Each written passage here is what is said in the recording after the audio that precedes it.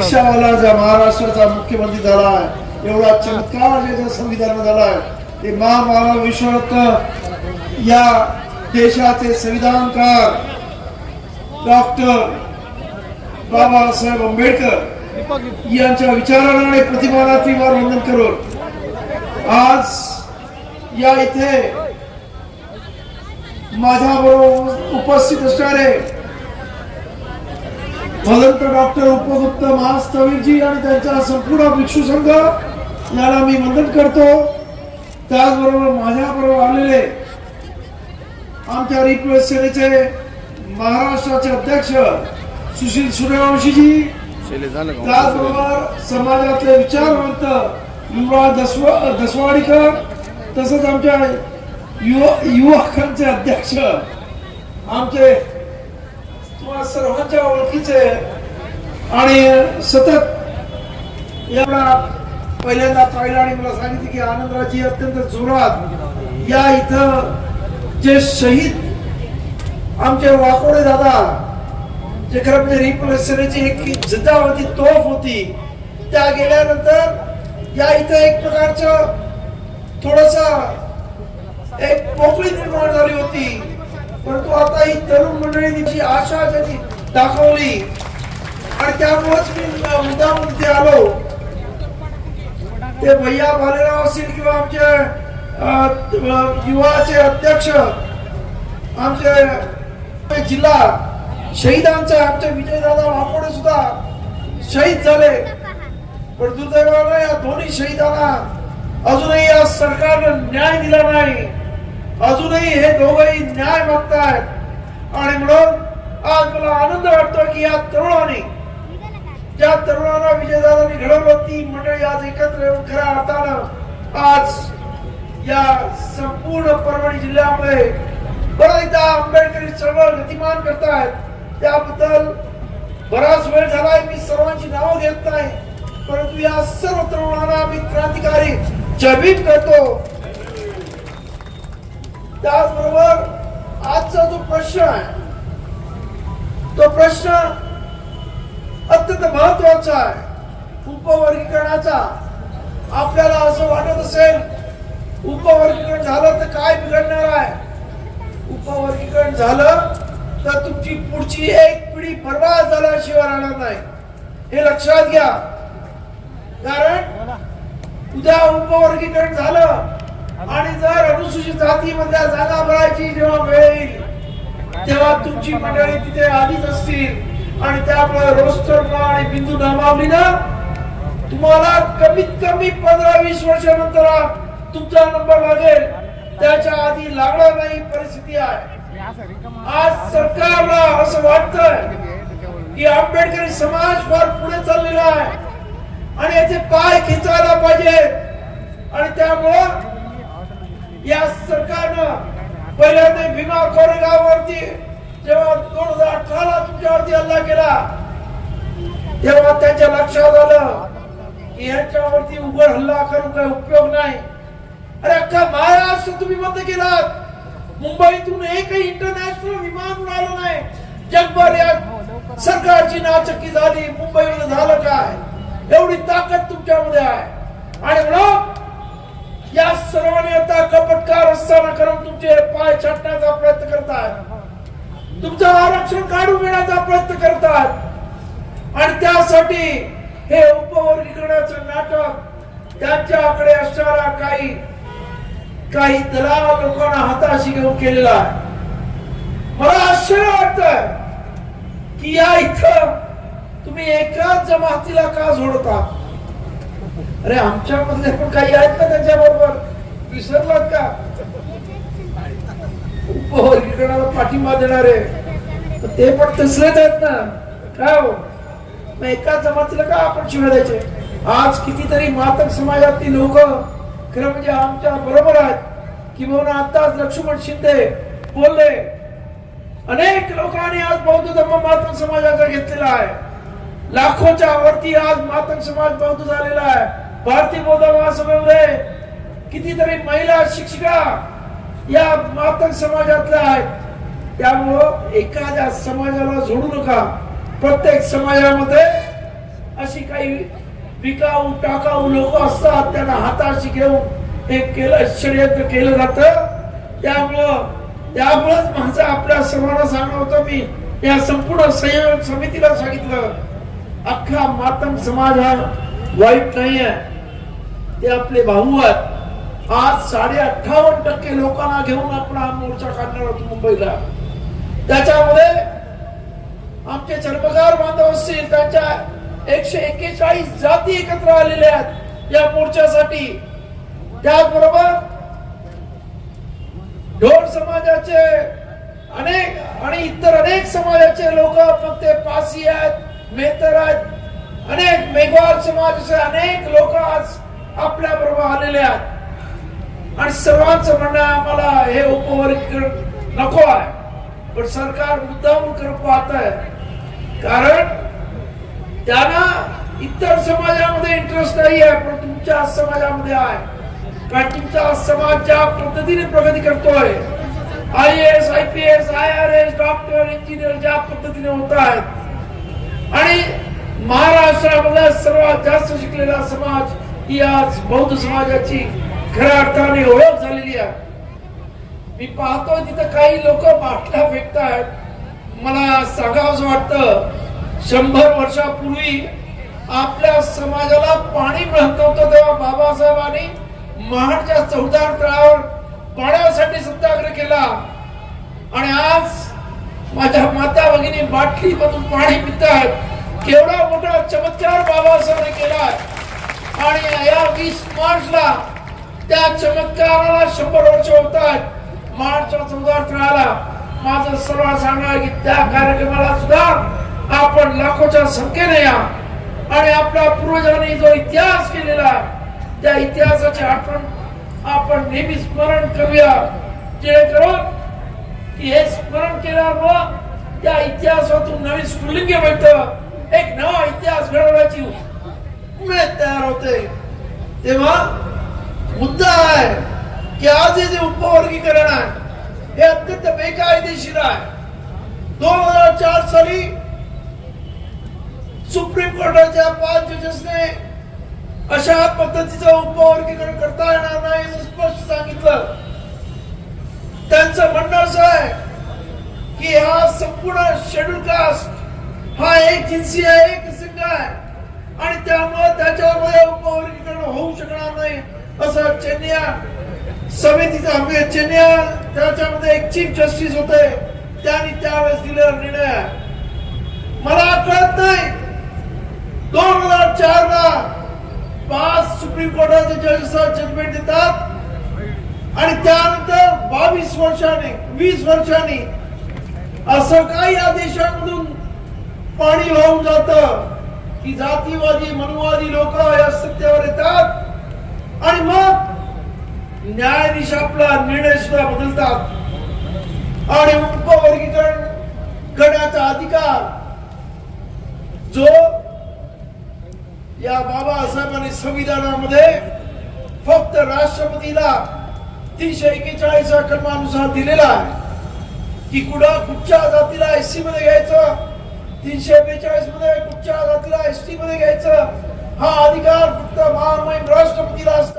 हा अधिकार फक्त महामहिम राष्ट्रपतीला असताना या मंडळींनी, ज्याच्यामध्ये आमचा सुद्धा एक माणूस होता की त्याने असा निर्णय दिला की राज्य सरकारला तो अधिकार आहे. आणि मी तुम्हाला सांगतो, आणि त्याचा उपयोग करून कर्नाटकामध्ये उपवर्गीकरण झालं. पण काही माणसं ही कर्नाटकाच्या उच्च न्यायालयामध्ये गेली आणि ताबडतोब त्या उपवर्गीकरणाला स्टे मिळालेला आहे आणि ते उपवर्गीकरण कर्नाटकामध्ये पेंडिंग आहे. हा सर्व इतिहास माहित असताना सुद्धा महाराष्ट्र सरकार मुद्दाम उपवर्गीकरणाचा हा जो अट्टहास करत आहे, याच्या मागे खऱ्या अर्थानं त्यांना सुद्धा माहित आहे की हे उपवर्गीकरण जरी त्यांनी केलं तरी ते टिकणार नाहीये. परंतु त्यांना दाखवून द्यायचंय की आम्ही तुमच्यासाठी काहीतरी करतोय असं मातंग समाजाला दाखवण्याचं फक्त षडयंत्र आहे. हे मातंग समाजाने लक्षात घेतलं पाहिजे. की आम्ही तुमच्या विरुद्ध नाही. आमचं तर म्हणणं आहे जर खऱ्या अर्थानं मातंग समाजाची मंडळी पाठीमागे राहिली असतील तर सरकारची जबाबदारी आहे, ही सरकारची चुकी आहे. आणि त्यासाठी स्पेशल कॉम्पोनंट प्लॅन त्याच्यासाठी करा आणि त्याच्यासाठी वेगळ्या प्रकारचं एक निधी तयार करा आणि त्यांना द्या आणि त्याच्यातून त्यांची डेव्हलपमेंट करा. परंतु या इथे ज्या बाबासाहेब आंबेडकरांनी पूर्वी जेव्हा जेव्हा या एससी म्हणजे शेड्यूल कास्ट साठी बाबासाहेबने एक शब्द वापरला डिप्रेस क्लास. बाबासाहेब कधीच याला जाती म्हणत नव्हते, शेड्यूल कास्ट मध्ये जाती म्हणत होते, तर डिप्रेस क्लास म्हणजे दलित वर्ग असंच बाबासाहेबांचं म्हणणं होतं. तर बाबासाहेबांनी सुद्धा लिहिलेलं आहे की हिंदूंमध्ये 4 वर्ण आहेत, एक ब्राह्मण, दुसरा क्षत्रिय, तिसरा वैश्य आणि चौथा शूद्र ज्याला आपण ओबीसी म्हणतो. आणि त्याच्यानंतर राहिलेला जो एससी आहे तो हिंदूंमधला नाही, परंतु त्याच्यामध्ये जाती व्यवस्था निर्माण करण्याचा प्रयत्न हिंदू करत आहेत. पण ती जाती व्यवस्था नाही तर ती त्यांच्या कामावर आधारलेल्या गोष्टीमुळे त्यांना ती नावं पडलेली आहेत. आमच्या चर्मकार बांधवाला तो चामड्याचं काम करतो म्हणून चर्मकार म्हटलं गेलेलं आहे. आमच्या या वेगळ्या प्रकारे फक्त महार समाजाला एक मुद्दामून नाव दिलंय. महार म्हणजे मोठा आणि आरी म्हणजे शत्रू, म्हणजे कोणाचा शत्रू तुम्हाला माहिती आहे. आणि त्यामुळं ते आपल्याला मोठा शत्रू समजतात. इकडची मनुवादी व्यवस्था आणि म्हणून ही नावं दिलेली आहेत. आणि ती काही जातीवाचक नावं नाही किंवा वर्णवाचक नाव नाही, लक्षात घ्या. आणि त्यामुळं हा संपूर्ण शेड्यूल कास्ट हा एक जिनसी आहे, ज्याला बाबासाहेबांनी इंग्रजीमध्ये होमोजिनस म्हटलेलं आहे. आणि त्यामुळे ह्याच्यामध्ये फाटाफूट करण्याचा अधिकार कोणाला नाही. त्यामुळे आज जे करतायत ते संविधानाच्या विरोधी करतायत, राज्य सरकारला अधिकार नसताना करतायत. आणि इतर ठिकाणी त्याला ज्या पद्धतीनं स्टे मिळतात हायकोर्टामध्ये, त्यामुळे आमचं या सरकारला सांगणं आहे उगाचच या उपवर्गीकरणाच्या भानगडीत पडून या इथं असणाऱ्या एससी समाजामध्ये वादावादी करू नका. तुमचा इतिहास आहे, मराठा आणि ओबीसी मध्ये वादावादी लावलीत, तुम्ही धनगर आणि आदिवासी मध्ये वादावादी लावलीत, आज आमच्यामध्ये वादावादी लावताय. हे कुठेतरी थांबवा. आपल्याला कदाचित त्याच्यातून एक असं वाटत असेल की एक मोठा वर्ग तुमच्या बरोबर जात असेल, परंतु 3% असणाऱ्या मातंग समाजाला खुश करण्यासाठी आणि त्याच्यातले सुद्धा आमच्याकडे कितीतरी आहेत, 1% तरी तुमच्याकडे येईल की नाही हा शंका आहे. पण त्यासाठी तुम्ही 12% एससी ना आपल्या अंगावर घेऊन बघा. हे सांगण्यासाठी इथे आपण सर्वजण जमलेलो आहोत. तेव्हा सरकारनं जागं व्हावं आणि ह्या पद्धतीनं जे उपवर्गीकरण करण्याचा घाट घातलेला आहे तो ताबडतोब थांबावा. आज महाराष्ट्रामध्ये बाबासाहेबांनी एकदा भाषणामध्ये असं म्हटलं होतं की तुम्हाला आम्हाला गुलाम करायला जरी आवडत असेल तरी आम्हाला तुमचा गुलाम राहायला आवडत नाही. आज तुम्ही आम्हाला परत एकदा गुलाम करण्याचा प्रयत्न करताय, आमचं आरक्षण काढून घेऊन आम्हाला परत एकदा पाठीमागे नेण्याचा प्रयत्न करताय.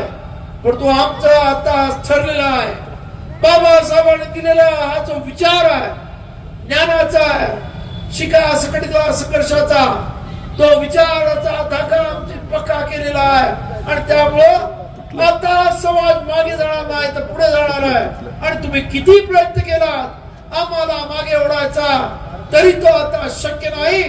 आज या इथे असणारा प्रत्येक अनुसूचित जातीचा माणूस जागृत झालेला आहे आणि त्याला कळलेला आहे की बाबासाहेब आंबेडकरांच्या अनंत उपकारामुळे आज आपण स्वाभिमानानं सन्मानानं जगत आहोत. आज तुम्ही जो हा अहवाल आपण अहवाल तो बदर कमिटीचा आहे की बंडल कमिटीचा आहे तो वेगळा, पण तो अहवाल बरखास्त, आमची मागणी आहे तो बरखास्त करा, ती कमिटी बरखास्त करा, तो अहवाल खारिज करा आणि हे जे चाललेलं आहे राजकारण ते थांबवा, ही आमची या सरकारकडे मागणी आहे. तेव्हा हे सर्व एकही मी तुम्हाला सांगतो, ज्या दिवशी अहवाल त्याने हट्टाला पेटून जरी करायचा प्रयत्न केला तरी हायकोर्टात 1 मिनिट सुद्धा टिकणार नाही. कारण एक तर या अहवालामध्ये पारदर्शकता नाही, या अहवालाचे स्टेक होल्डर म्हणजे या निर्णयाचे स्टेक होल्डर 59 जाती आहेत. त्या 59 जातीच्या प्रतिनिधीला विश्वासात घेऊन कुठल्याही प्रकारचं कामकाज झालेलं नाही आणि त्यामुळं असे कुठचे निर्णय घ्यायचे असतात त्या अनेक सुप्रीम कोर्टाचे डिसिजन आहेत की त्या स्टेक होल्डरना विश्वासात घ्या आणि त्यानंतर निर्णय घ्या, त्यानंतर ते पब्लिश करा. अरे भारताचं संविधान सुद्धा लोकांना जेव्हा बाबासाहेब लिहिलं त्यानंतर 8 महिने लोकांना त्याच्यावरती काही म्हणणं आहे का मांडण्यासाठी दिलं, परंतु आज हा बदर कमिटीचा अहवाल अजूनही ओपन करण्यात आला नाही आणि त्याच्यावरती सूचना मागवल्यात. अशा पद्धतीचा खेळखंडोबा या महाराष्ट्रामध्ये नव्हे तर देशात असा कधी झाला नाही आणि त्यामुळं हा अहवाल तसाही म्हणजे हा उपअहवाल तसाही टिकणार नाही. परंतु आपल्या सर्वांना अनुसूचित जातीची ताकद या सरकारला दाखवायला पाहिजे, जेणेकरून परत कधी हे आपल्या पाठीमागे लागणार नाहीत, आपल्या विरुद्ध षडयंत्र करण्याचा कटकारस्थान करण्याचा हिम्मत करणार नाहीत.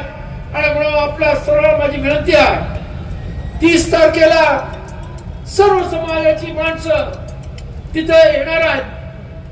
आपल्याला माहिती आहे की आंबेडकर समाजाने एकदा प्रचंड असा मुंबईमध्ये रिडलचा मोर्चा काढला आणि बाबासाहेबांच्या लिखाणाला विरोध करणाऱ्यांना ते लिखाण पब्लिश करावं लागलं सरकारला.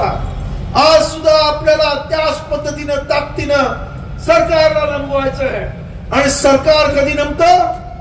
सरकार नमतं जनतेपुढं.